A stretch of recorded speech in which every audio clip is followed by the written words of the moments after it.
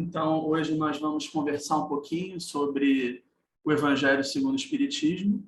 Na verdade, não é uma data aleatória, né? Porque neste mês de abril se comemora mais um ano do lançamento do Evangelho segundo o Espiritismo. No caso, 158 anos dessa obra. E hoje o que eu queria trazer para vocês é uma reflexão sobre, como está expresso no título que nós escolhemos, sobre a atualidade e também a importância desse livro para todos nós e também para quem não está no convívio espírita. E eu vou tentar mostrar isso também a partir, evidentemente, das reflexões de Kardec, né? Em primeiro lugar, eu queria pensar um pouco, assim, compartilhar com vocês as razões do sucesso do Evangelho, porque nós todos sabemos que a obra provavelmente é a mais conhecida da doutrina, né? Inclusive fora aí do meio espírita, reconhecidamente a mais vendida, pelo menos. Então, eu fiquei pensando um pouco nos motivos, né? Nas razões dessa obra ser tão querida, aclamada por tanta gente, mesmo daqueles que não comungam a nossa crença, né, na doutrina. E eu acredito que a resposta esteja na própria questão do Evangelho, né, já que nós vivemos num país, enfim, que tem a crença em Jesus através de outras religiões muito arraigada, né, muito enraizada. E aí, quando você tem um livro que já começa falando o Evangelho, isso gera uma curiosidade. E ainda mais o Evangelho segundo, né, o Evangelho explicado. Não todo o Evangelho, como nós vamos ver daqui a pouquinho, mas uma parte específica do Evangelho de Jesus explicado pelo Espiritismo. Então, provavelmente, esse é uma das dicas para a gente chegar às razões de tanto sucesso dessa obra.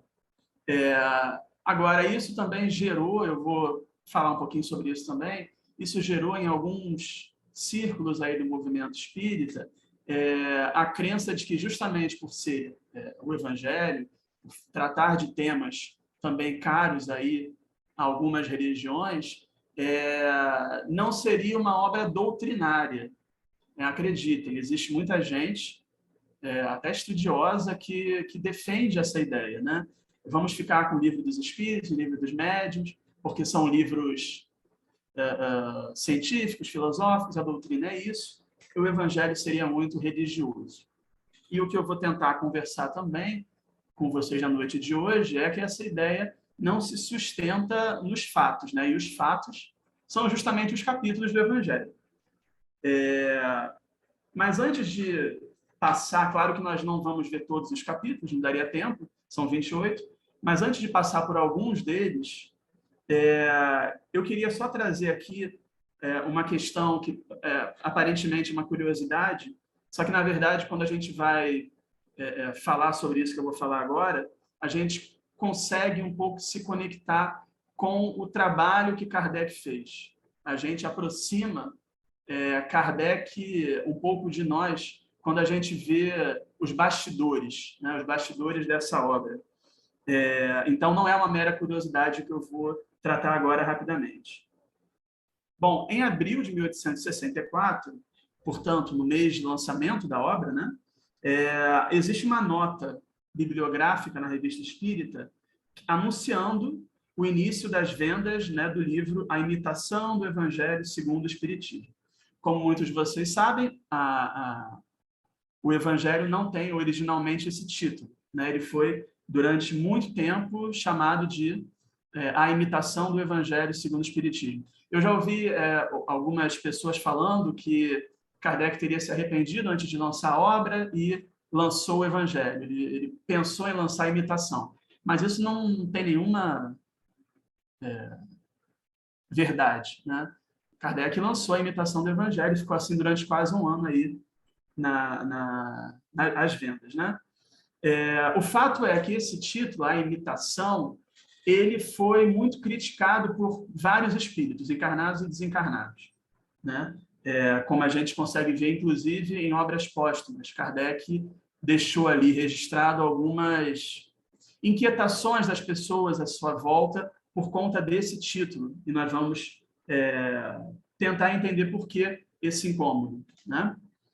E, como eu falei, também nos aproximar um pouquinho do trabalho de Kardec, entender a gravidade e a seriedade desse trabalho. Além dessa pequena questão que ele escreve ali em obras póstumas, não, né? Ele deixou escrito e alguém publicou póstumamente. Mas, além disso, existe aí uma carta que foi descoberta recentemente. Aliás, várias cartas, né, têm sido descobertas do acervo de várias pessoas que conviveram com Kardec, outras que sucederam a ele. E em uma dessas cartas, que, para quem tiver interesse, está no Museu Allan Kardec Online, né, o ACOL. Uma dessas cartas é uma comunicação que Kardec tem com alguém que tinha sido muito amigo dele durante a vida, e agora, através de uma médium, Kardec dialoga com esse amigo, né, que é o senhor Demer. Esse senhor, que foi muito, muito, muito próximo de Kardec em vida, ele vai falar sobre o título, A Imitação do Evangelho. E ele também vai mostrar essa inquietação. Ele não foi o primeiro, mas aí a gente vê que fica bastante evidente os motivos que ele cita, né? E o principal dele é que talvez imitação gerasse algum tipo de misticismo, né? O espiritismo ele vai imitar o evangelho, e isso incomodou algumas pessoas. E também já havia até uma questão editorial, né? Porque na época duas obras com esse título faziam muito sucesso: A Imitação da Virgem e A Imitação de Jesus, ambas obras católicas. Então podia também se confundir. E ele expressou esse descontentamento, repetindo, ele agora já na espiritualidade, dialogando com Kardec através de uma médium. E aí Kardec então pediu uma sugestão de título, e esse amigo dele sugeriu que fosse Estudo Moral sobre o Evangelho do ponto de vista do Espiritismo, né? Kardec agradeceu, mas não acatou, né? E isso é muito interessante porque já mostra como que ele fazia o trabalho, como que ele dialogava com os espíritos, né? Porque nós estamos tratando alguém que em vida Kardec já reconhecia uma superioridade, ele deixa claro isso. Era alguém que se dedicava muito ao outro, era um médico, que se dedicava muito ao próximo. Agora, na espiritualidade, já tinha trazido algumas mensagens muito elevadas, então Kardec reconhecia a superioridade daquele espírito. Esse espírito oferece uma sugestão a Kardec e Kardec diz, não, obrigado, né? Respeitosamente, ele recusa, ele não diz por quê, mas provavelmente porque é um título muito grande, né? E aí a gente percebe o que é o diálogo entre dois espíritos superiores, né? Porque talvez se fosse um de nós ia ficar chateado, ia ficar melindrado. E a continuidade desse diálogo, o espírito continua falando sobre outras coisas, né? Reconhece a autoridade de Kardec em escolher esse ou não título e bola para frente, como se diz, né? Não houve nenhum melindre, não houve nenhuma chateação, apenas o espírito sugeriu um título e o Kardec recusou, né? E aí eu digo que é um exemplo para todos nós, é um grande ensinamento, porque, como eu venho dizendo, inclusive, em outros estudos e palestras, a gente tem essa facilidade de acreditar muito nas coisas que vêm sem problematizar, né? Então, a gente aí já conversou várias vezes, inclusive, durante a pandemia, sobre aquelas mensagens que vêm no WhatsApp e a gente vai, compartilha e segue sem olhar direito, né? Porque, bom, se é espírito, provavelmente algo que eu preciso fazer, é algo que eu preciso seguir, é alguém que é superior. E a gente sabe que não é assim, não necessariamente, né? Então, não deixa de ser, por isso que eu disse, é mais do que uma curiosidade. É a forma da gente enxergar como Kardec fazia o trabalho. Bom, o fato é que Kardec se convenceu de uma coisa: eu não vou seguir esse título, mas eu sei que eu preciso tirar a imitação. Realmente não foi um título ok, e Kardec não tinha problema nenhum em voltar atrás. Voltou algumas vezes, também um ato de humildade, é um trabalho científico, e ele sabe que esse trabalho científico está sempre em processo de se fazer e refazer. Então, ok, vamos substituir o título. E ele faz isso depois de alguns meses, quase um ano, ele tira a imitação e aí gera, logo na segunda edição, o título que todos nós conhecemos hoje. Ele deixa só o Evangelho segundo o Espiritismo para não dar maiores problemas. Mas ele não ficou completamente satisfeito, né, para a gente se aproximar um pouco mais de Kardec. Ele vai lançar depois uma terceira edição, mudando radicalmente vários trechos da primeira edição, né, que é a mesma da segunda. Ele vai inverter algumas ordens de parágrafos, ele vai incluir algumas instruções de espíritos, ele vai tirar algumas coisas, e a edição, né, que nós temos hoje é a terceira edição, que a gente chama de edição definitiva, né? Ou seja, vamos, né, pensar um pouco nesse trabalho em menos de um ano. Kardec lança a imitação do Evangelho, depois tem as críticas, ele muda o título, mantém o texto. E na terceira edição, já com o título final, ele altera o texto. Então, para a gente ver como é um trabalho sério, muito longe de qualquer religiosismo que algumas pessoas o acusam sem nenhuma prova, né? E uma coisa que é importante também, eu fiz questão de trazer, além dessas observações mais factuais, é o que hoje muita gente faz, e talvez alguns de nós, eu mesmo, que é o cuidado em seguir o que o título diz, né? O título é o Evangelho segundo o Espiritismo. E, às vezes, na prática, muitas pessoas acabam invertendo essa lógica, né? E fazem o Espiritismo segundo o Evangelho.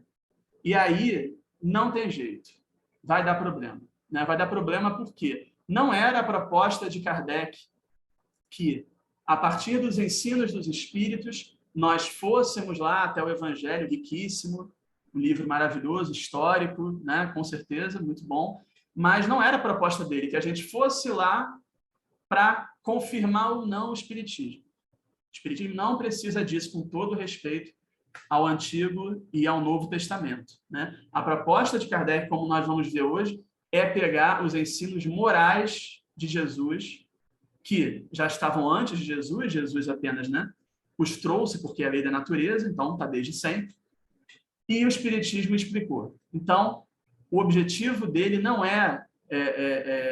que a gente... Vamos ver se lá no Antigo Testamento tem alguma reunião mediúnica, né?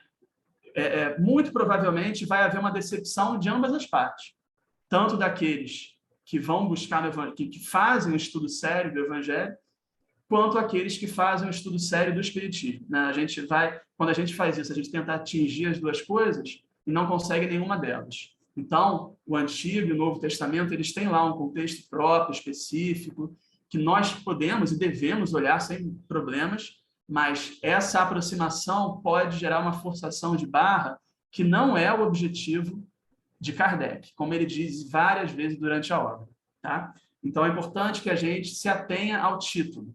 É o Evangelho segundo o Espiritismo, ou seja, as máximas do Cristo explicadas segundo a doutrina dos Espíritos. E, então, como eu falei, Kardec não queria entrar em polêmicas religiosas, ele propôs um livro que estivesse acima dessas querelas religiosas. Então, quando a gente pega o Evangelho segundo o Espiritismo, eu vou descobrir se eu devo comer carne na Sexta-feira Santa, se eu devo jejuar. Kardec não vai entrar nisso, né? Kardec respeita os rituais, o que ele vai atingir, o que ele vai querer dissertar é sobre a questão moral. Isso é eterno, né? Isso veio antes de Moisés, isso vai ficar para sempre, porque é lei da natureza e nunca muda, tá? Então, é muito importante que a gente entenda qual é o propósito dessa obra, ok? E aí, logo no subtítulo, né, que está sempre na contracapa, Kardec fazia uma contracapa sempre com bastante informação, ele escreve: a explicação das máximas morais do Cristo em concordância com o Espiritismo e suas aplicações às diversas circunstâncias da vida. Então, ele já coloca ali, ó, nós vamos falar sobre a questão moral e como se aplica isso. O resto, se deve jejuar, se deve fazer promessa, se deve fazer aquilo, ele não entra nesse mérito. Kardec também chama, logo na introdução, esse livro de Código de Moral Universal, sem distinção de culto.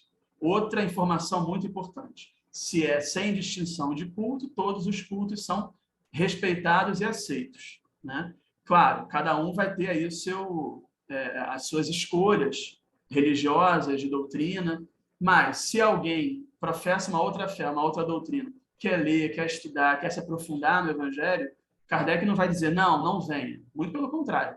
É um livro sem distinção de culto, porque ele não queria fazer disputa religiosa. Bom, e aí nós chegamos na parte que eu falei, que nós vamos passar um pouco por alguns dos capítulos, primeiramente para entender a atualidade do Evangelho, algo que a gente repete muito nos estudos aqui da agremiação e que nós vamos falar hoje de novo, dando exemplos. E também a importância, para além do ser espírita, né? A importância enquanto código de moral universal, né? Que independe de qualquer questão pessoal, está acima de qualquer dessas questões. E aí eu trouxe, primeiramente, a lembrança sobre o maior dos capítulos do Evangelho, que é o capítulo 5, Bem-aventurados os aflitos.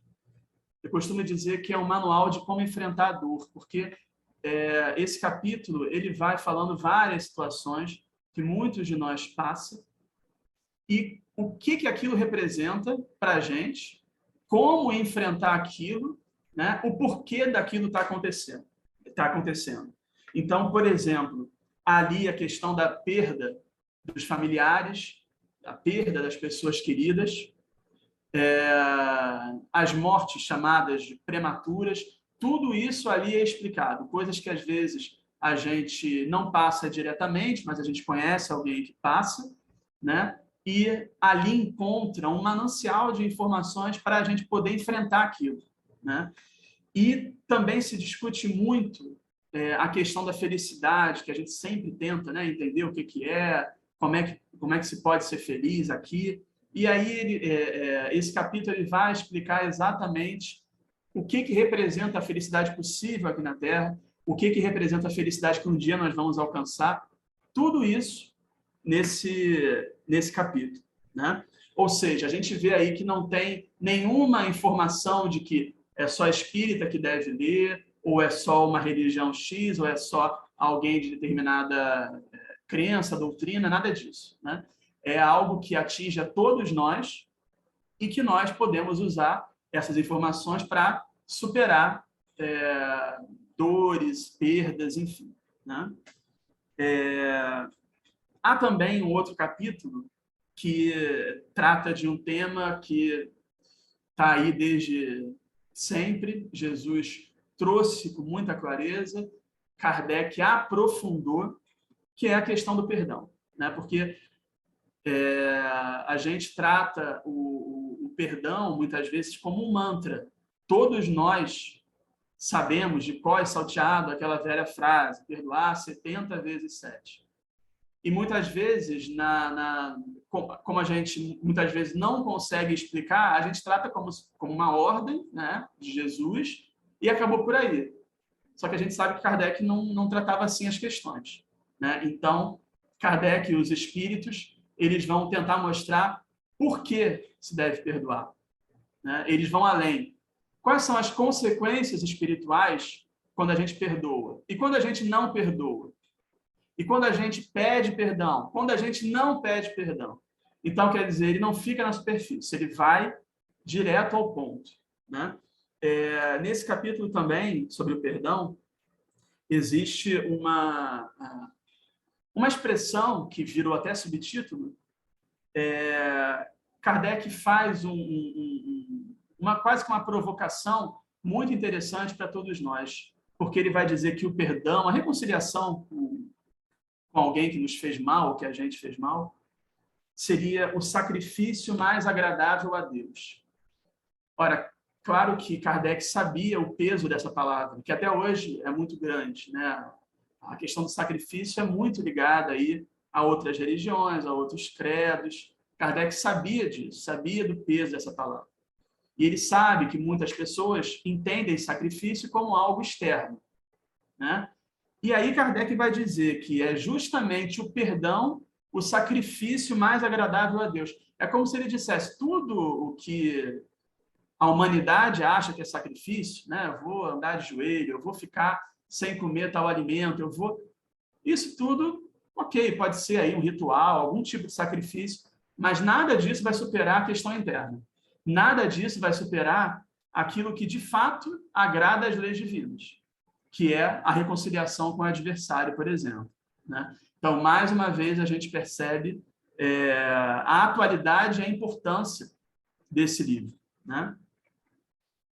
Falando também sobre a atualidade, existe um tema no Evangelho que talvez para muitas pessoas seja um tema datado, né? Um tema que não mereça muita consideração, porque era algo lá do tempo de Kardec e agora não existe mais. E que também nós já conversamos na agremiação algumas vezes, que é a questão do duelo, né?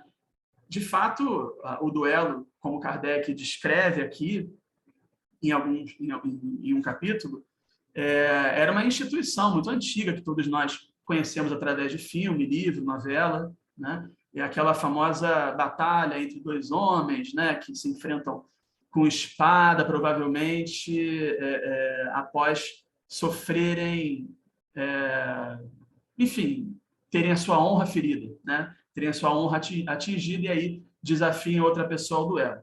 Isso, realmente, essa instituição, acho que ninguém aqui conhece hoje em dia, é o sinal dos tempos. Que bom que não existe mais.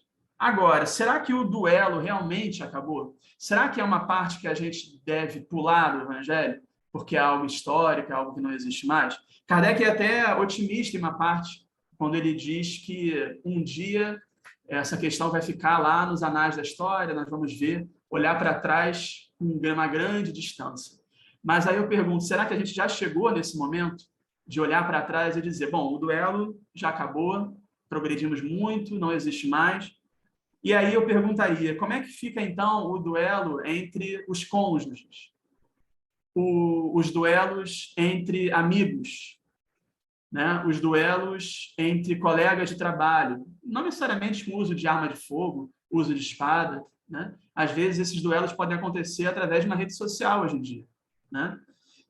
Isso por quê? Porque Kardec vai dizer, Kardec e os espíritos vão dizer, que a motivação do duelo é o orgulho, né? Então, alguém me feriu, eu preciso reparar para a minha honra não ficar desmerecida. Ora, infelizmente, muito do que a gente vê hoje de briga é justamente orgulho ferido, né? Então, nós não podemos dizer que essa instituição, da forma que existia, graças a Deus, acabou. Mas será que acabou por completo? Quando a gente vê a guerra na Ucrânia agora, duelo entre nações, será que é coisa do passado? Quem dera, né? Mas a gente está vendo aí diariamente, por questão de orgulho, muitas vezes, pessoas e até nações se ferindo. Então, não devemos pular essa parte, ainda não devemos ler como se fosse um registro histórico, porque ainda é muito atual. Outra questão que também gera muita polêmica, inclusive religiosa, é a questão do dinheiro, que também o Espiritismo não deixa de falar, né? Kardec recebe a mensagem, né, através de outros médiuns, de diversos espíritos que vão falar sobre isso no capítulo Não se pode servir a Deus e a Mamon. Então, ele faz ali um estudo aprofundado, porque muitas vezes, quando a gente vê a questão do dinheiro, a gente tem duas situações, né? Ou você vê como um mal, então as pessoas devem fazer voto de pobreza, as pessoas deveriam, enfim, não usar o dinheiro para nada que seja próprio. E, infelizmente, por outro lado, toda uma teoria e até uma teologia que defende a prosperidade. Então, vamos ter mais e mais e mais dinheiro, e não importa a fome, não importa os outros, o importante é que a gente construa o reino de Deus aqui na Terra. Esse reino de Deus é um reino rico, né? E aí, vamos, observação, deturpando completamente a mensagem do Cristo, né? Mas como é que o Espiritismo trata essa questão? O Espiritismo vai tratar sempre a partir do equilíbrio, a partir do meio termo, né? Nem tanto a um extremo de ver o dinheiro como mal, como algo que vai trazer prejuízo, porque não vai. Eles deixam claro, os espíritos deixam claro que quando bem usado é uma fonte de progresso. A gente, aliás, acabou de ver isso, né? A questão das vacinas. Haveria vacina sem o uso devido do dinheiro em tempo recorde? Então, o dinheiro bem usado leva ao progresso, com certeza. O problema que os espíritos trazem aqui para Kardec é o abuso que muitas vezes se faz. É pensar eu em primeiro, eu em segundo e eu em terceiro. Aí realmente não é uma questão a ser considerada como uma normalidade, né? Agora, em nenhum momento, durante esse capítulo, se diz que não se pode usar, em nenhuma hipótese, o dinheiro para usufruto pessoal. O que eles dizem é não exclusivamente, e que muitas vezes a gente ainda usa, né? Vamos ser sinceros. Então, não se deixar escravizado pelo dinheiro. Essa é a tônica desse capítulo. Então, buscando sempre o equilíbrio, né? E muito parecido com isso, também junto com isso, lá no capítulo 17, existe um texto muito pequeno e que a gente deveria dar mais atenção a ele, na minha opinião, que é O Homem no Mundo. Tem tudo a ver com isso que eu acabei de falar, que é justamente essa postura do equilíbrio, né? Você não se deixar levar pelos prazeres do mundo a todo instante e nem virar, desculpa a expressão, alienígena, né? Fingir que nada é com você, nada existe, se apartar de tudo, viver em um casulo, porque aí é fácil, né? Aí é muito fácil querer progredir assim. Aí a gente ignora a lei de sociedade, a gente ignora a lei de progresso. Fica só aqui eu comigo mesmo, né? Mas não é isso o que eles dizem, né? Os espíritos dizem: viveis como os homens do vosso tempo. Então, com as questões que existem no nosso tempo, o uso aí do Zoom é um exemplo disso. Não vou mexer nisso porque é uma coisa do mundo, né? Alguém deve ter criado isso para conquistar dinheiro? Talvez sim. Mas qual foi o uso que a gente fez do Zoom? Qual é o uso que a gente faz do YouTube, né? Foi algo que nos ajudou muito durante a pandemia. Então, quer dizer, é viver como homens desse mundo, né? Ter momento de lazer, ter momento de descanso, não há problema nenhum. O problema é o mesmo do dinheiro, né? Se tornar escravo do lazer, escravo do prazer, aí realmente a gente esquece qual é o nosso propósito verdadeiro. Mas sempre buscando o equilíbrio, sempre buscando o espaço do meio, né? E, bom, eu também queria trazer para vocês, eu falei no início, que existe alguns grupos, algumas pessoas até sérias, que deslocam um pouco o evangelho da codificação, porque tratam esse livro como um livro religioso, e aí por isso mal visto, que não deveria ser tanto estudado como as casas espíritas, inclusive a nossa, faz. E aí nós vamos ver, nós vamos tentar levantar aqui algumas questões para a gente pensar sobre isso. Será que é um livro religioso mesmo? E por causa disso deve ser ignorado? Né? A gente já poderia encerrar essa conversa dizendo, bom, se Kardec propôs, se os espíritos participaram, é claro que não. Mas vamos dar um crédito a essas pessoas que defendem esse tipo de coisa, né? Eu queria trazer para vocês alguns temas também, passando rapidamente pelos capítulos, para a gente pensar qual é a importância do Evangelho para nós espíritas, para a codificação espírita. Então, logo na introdução, Kardec simplesmente vai explicar o método que ele criou para desenvolver o espiritismo. Né? É justamente nesse livro, né, abre aspas, religioso, que está a explicação do método, da forma que ele chegou a desenvolver a doutrina, né, através do controle universal do ensino dos espíritos.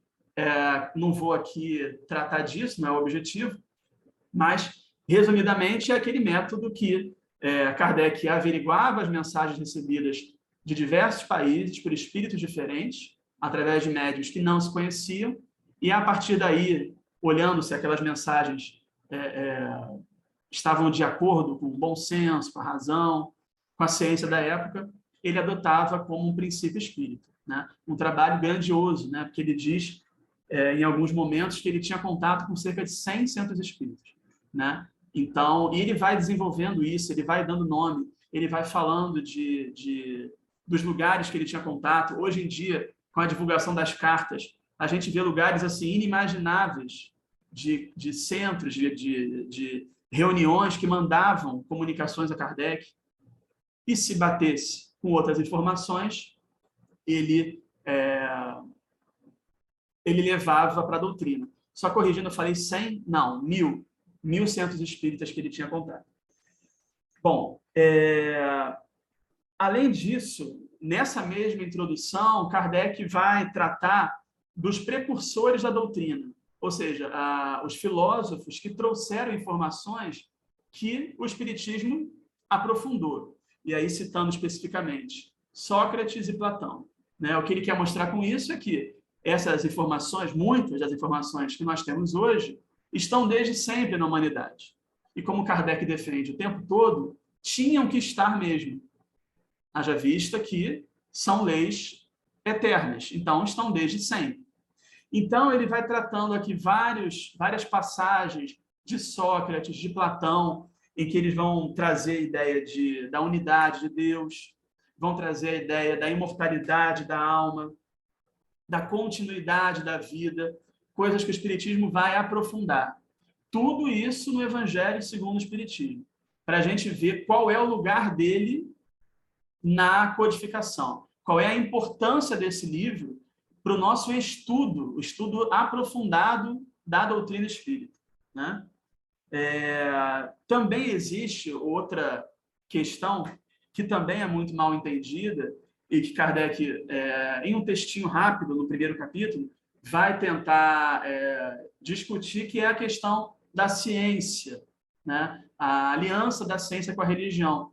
Para Kardec, seria o Espiritismo essa ferramenta que possibilita esse diálogo, né? Kardec apela para o bom senso. Por que ciência e religião precisam ser inimigas? E aí ele vai dizer como elas podem ser aliadas, né? E aí o que eu gosto sempre de lembrar, aliança não significa fusão, porque Kardec vai dizer o tempo todo, principalmente lá na Gênese, que cada um no seu quadrado, né? Claro que ele não disse isso, mas traduzindo para o nosso vocabulário de hoje. Cada ciência aí com o seu objeto. Então, a biologia vai ter lá a questão do laboratório, dos elementos, a química também. O Espiritismo vai tratar do objeto espírito. Mas o que ele diz? Bom, se existem aí dois elementos da natureza, né? Matéria e espírito. Se as ciências tradicionais tratam da matéria, o Espiritismo trata do espírito, eles podem conversar, desde que cada um fique na sua, se respeitando, né? Uma não intervindo na outra.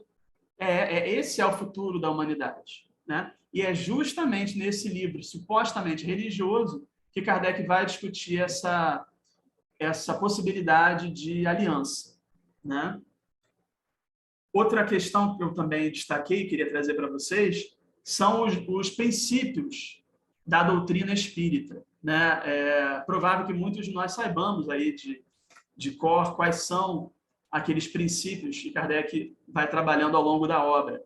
Então, a existência de Deus, a imortalidade da alma e tantos outros. E é no Evangelho que ele faz pelo menos 2 estudos muito aprofundados sobre dois desses princípios. Então, no capítulo 3, quando Jesus diz, e vira o nome do capítulo, né? Há muitas moradas na casa de meu Pai.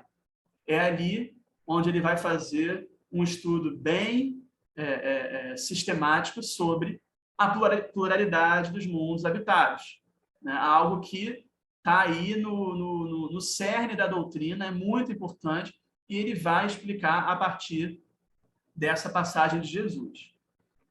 E no capítulo seguinte, o capítulo 4, ele vai tratar da passagem que todos nós falamos, repetimos, né?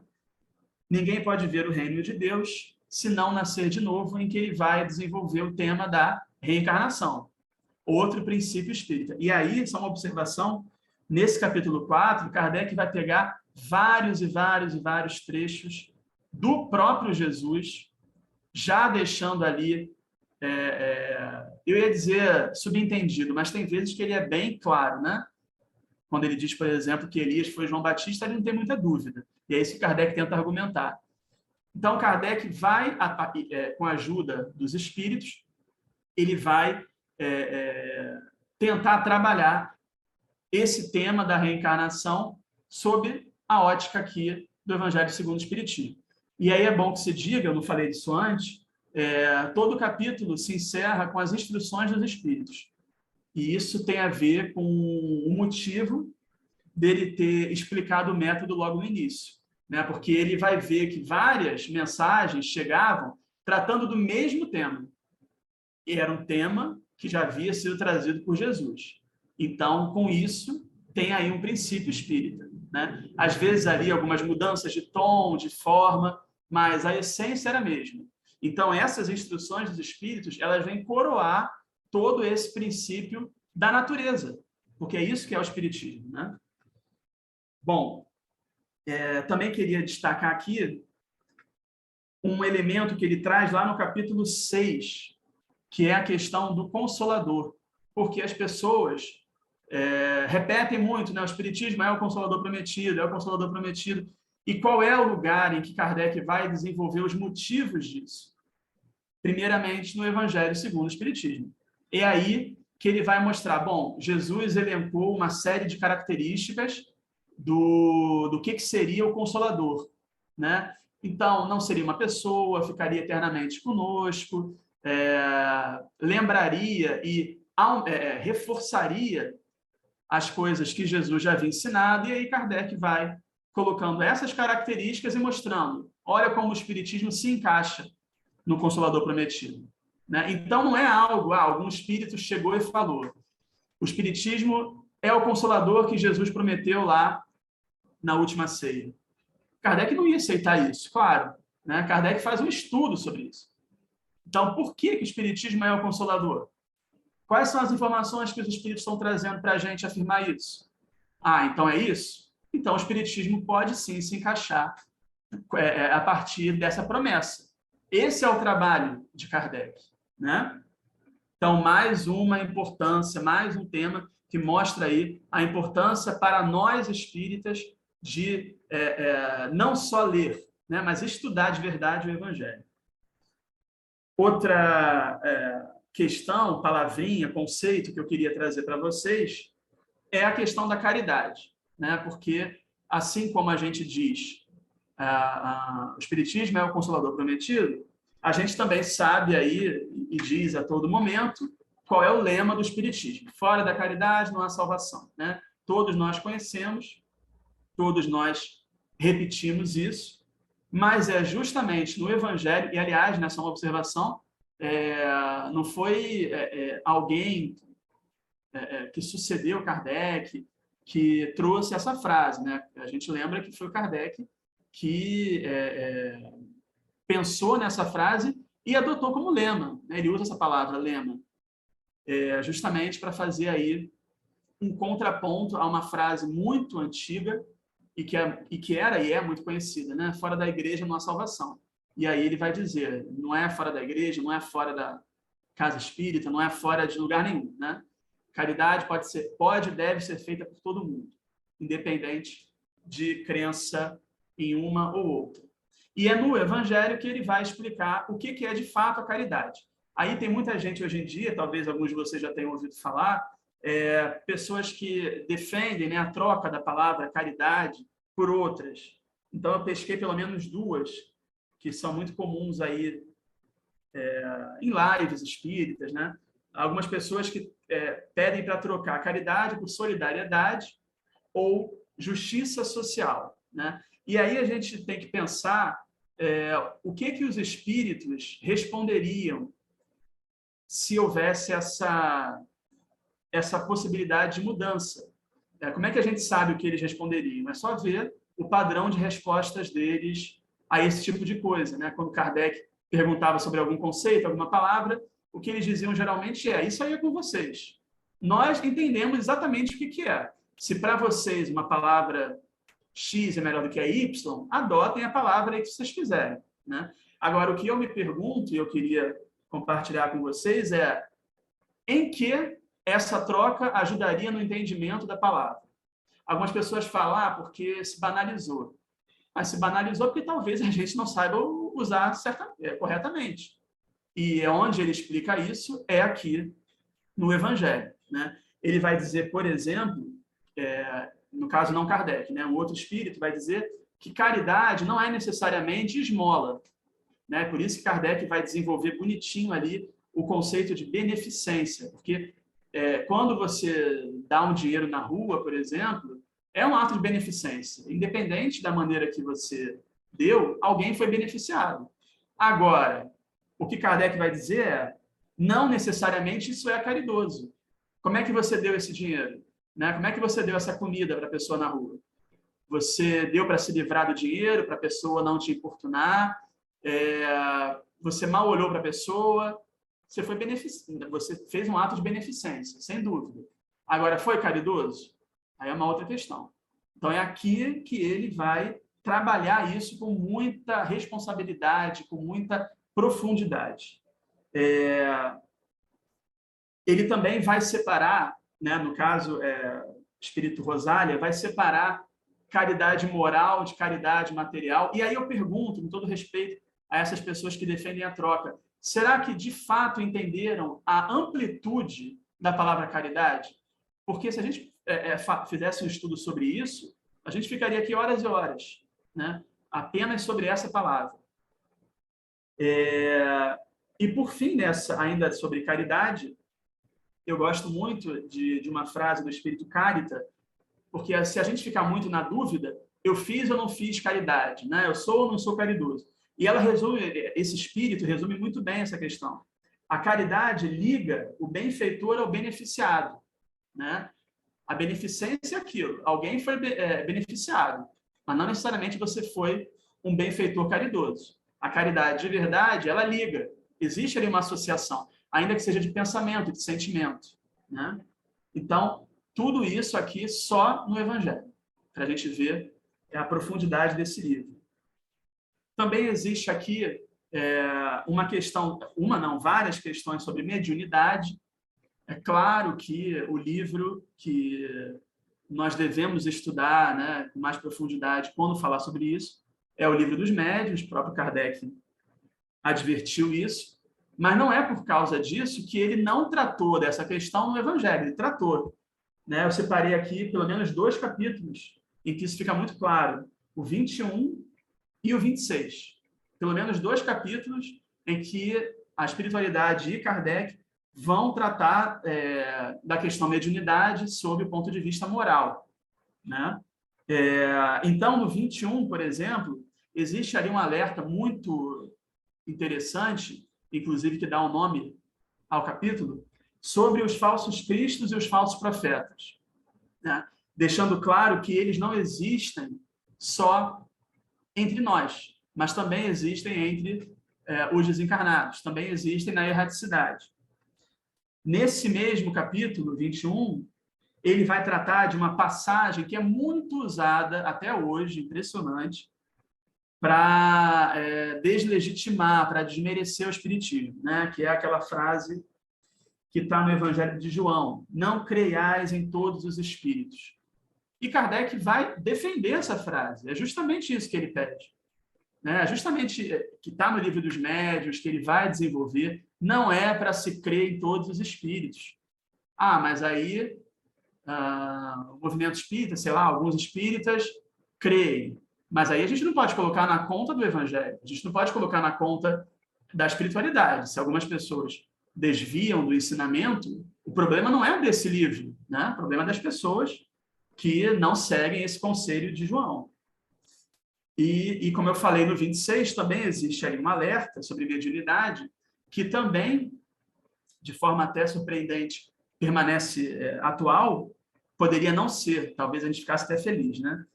Que é a questão da mediunidade paga. O alerta que Kardec faz, por que não se deve cobrar por algo que você não comprou, né? Por algo que te foi dado. Então, se te foi dado e pode ser retirado, por que você vai vender aquilo? Mas nós sabemos que tem algumas pessoas que ainda defendem esse tipo de coisa. Mas também está aqui as consequências desse mau uso da mediunidade. Avançando mais um pouco, por causa do tempo, também no Evangelho segundo o Espiritismo existe um estudo pequeno, mas maravilhoso, sobre o casamento e o divórcio, né? Lembramos que esse livro foi feito no século XIX. Então, só a título de comparação, no Brasil, o divórcio só passou a existir quase um século depois. E já aqui, 1864, Kardec já o defendia, não banalizar, não é isso, né? Mas já o defendia no sentido de dar formalidade a algo que, na prática, já acabou.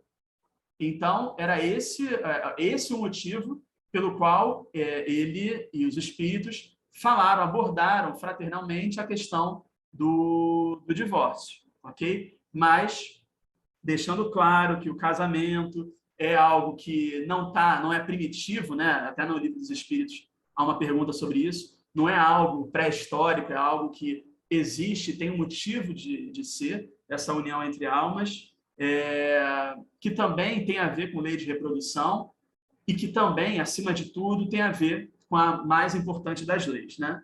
A lei de amor, justiça e caridade. Quando não há a lei de amor, justiça e caridade, o divórcio pode sim ser uma opção. É isso que Kardec tenta explicar. Também abordar rapidamente algo que ele traz no capítulo 23, que eu costumo dizer para os amigos da agremiação, para os colegas, que é um dos capítulos que eu acho mais importantes do ponto de vista teológico, não só do Evangelho, mas da codificação, que é o capítulo Estranha Moral. Por que eu digo que ele é tão importante? Quando a gente vê certas passagens de Jesus, a gente pode tomar um choque, né? Porque não dá para imaginar Jesus recomendando que a gente odeie o nosso pai, a nossa mãe, que a gente deva abandonar pai e mãe, e que ele não veio trazer a paz, mas ele veio trazer a espada. Sem o entendimento, sem a chave, né? Como diz o Emmanuel, né? Kardec seria a chave para entender Jesus. Sem esse entendimento, fica um pouco confuso.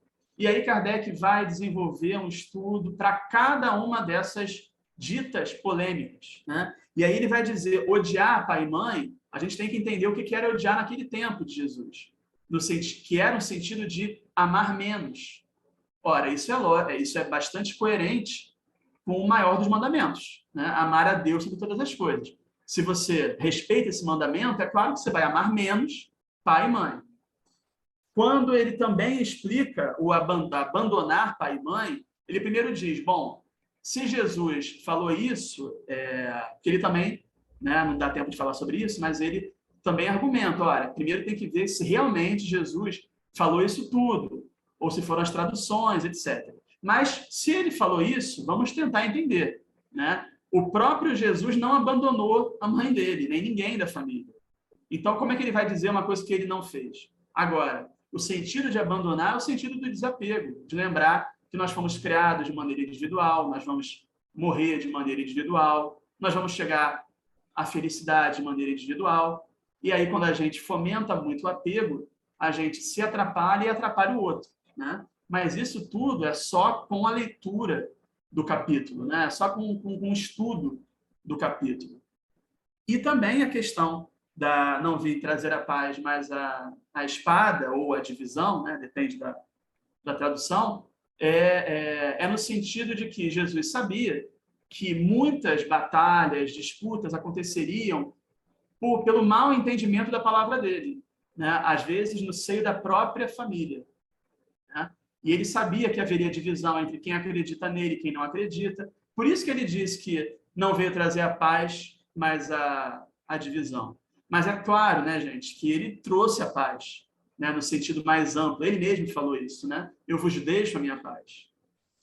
E aí, finalizando, eu queria encerrar com a questão da prece, porque essa é a maior questão, vamos dizer assim, que esses críticos espíritas fazem, né, de que é um livro religioso, porque fala de oração, fala de prece, e tem a coletânea, a famosa coletânea de preces ao final. Então, isso daria um sentido religioso ao Evangelho e, por consequência, à doutrina espírita.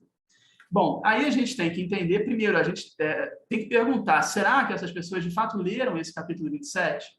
Porque aqui Kardec deixa claro o porquê da importância da prece. Ele em nenhum momento diz que a gente tem que fazer a prece no início e no final da reunião, porque a gente tem que fazer, porque algum espírito mandou.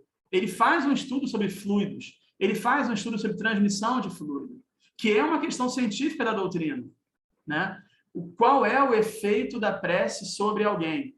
E aí Kardec não teve tempo, evidentemente, para ver, mas com certeza ver da espiritualidade, as pesquisas que hoje se fazem na academia sobre os efeitos da prece. Eu não vou cansar vocês com algumas pesquisas que eu trouxe aqui, mas só lembrar de uma muito famosa que estuda os efeitos da prece sobre um grupo que foi orado, né, que foi rezado, enfim, uma palavra meio que tem uma carga religiosa, essa sim, né? Mas para a gente entender, um grupo que foi rezado, doente, e um grupo que não foi, né? Por que um grupo reagiu melhor do que o outro? E isso são estudos materialistas que, obviamente, não chegam a conclusão nenhuma, porque não tem um elemento espiritual que talvez ajudasse nesse sentido, mas o que eles observam bom, um grupo foi orado, foi rezado, e, surpreendentemente, eles melhoraram antes, né? Como é que se explica isso? E aqui, em 1864, Kardec já falava de como era a transmissão fluídica, né? Ou seja, é uma questão religiosa, será? Ou a gente pode colocar aqui como uma questão que cabe na parte científica da doutrina, né? Aliás, nesses últimos minutos, tem um artigo na Revista Espírita de agosto desse ano, né, de 64, intitulado Suplemento ao capítulo das preces da imitação do Evangelho. Lembrando, para quem chegou depois, que o título original era A Imitação do Evangelho segundo o Espiritismo. E aí, Kardec relata que várias pessoas escreveram cartas para ele reclamando que nessa coletânea de preces que ele faz ao final, ele não indica quais as preces que têm que ser feitas de manhã e de noite. E aí ele, respeitosamente, ele mostra que as pessoas não entenderam o sentido daquilo. Ele deixa claro que não vou dar um caráter litúrgico às preces. Não é o objetivo. Aquilo dali era uma forma das pessoas entenderem a simplicidade. Não é preciso palavras eloquentes, né? Nada disso. A prece tem que ser feita de forma simples. Ela é feita para o recolhimento. Por isso, ele recomenda que se inicie uma reunião espírita com prece, se finalize com prece, né? Mas não para ser algo religioso, litúrgico, mas para algo que seja uma comunhão de pensamentos, todo mundo na mesma sintonia. Então, como ele sabe que muitas pessoas teriam dificuldade em entender essa simplicidade, ele faz ali uma coletânea para ajudar, mas não é para seguir. Tanto que nós aqui raramente lemos a prece no sentido de fazer a oração da agremiação. São, aliás, preces maravilhosas, né? Mas nós fazemos as nossas, e é isso que ele recomenda. Mas aquilo é um estímulo, apenas isso, longe de qualquer aspecto religioso, né? Então, para finalizar, agora sim, eu só gostaria de ler a definição que Kardec fez da doutrina espírita, lá no livro que é o Espiritismo, porque eu acho que aí deixa claro qualquer dúvida sobre essa questão. É religioso? Não é, né? Deve-se ler por isso ou não deve-se ler? Ele diz o seguinte: o Espiritismo é, ao mesmo tempo, uma ciência de observação e uma doutrina filosófica, né? Só que a gente não pode parar aí. Ele continua. Como ciência prática, ele consiste nas relações que se estabelecem entre nós e os espíritos. Agora que vem a parte. Como filosofia, compreende todas as consequências morais que dimanam dessas mesmas relações. Ora, qual é o livro que estuda melhor as consequências morais da doutrina espírita? O Evangelho segundo o Espiritismo. Portanto, é um livro que a gente tem que ler, refletir e estudar como parte fundamental da doutrina que a gente abraçou, né? Eu acredito que não é possível se dizer espírita, praticante, adepto, sem o estudo aprofundado, né? Isso é criar uma outra seita, uma outra doutrina, porque se o espiritismo é uma ciência e uma filosofia que tem consequências morais, essas consequências estão aqui, principalmente.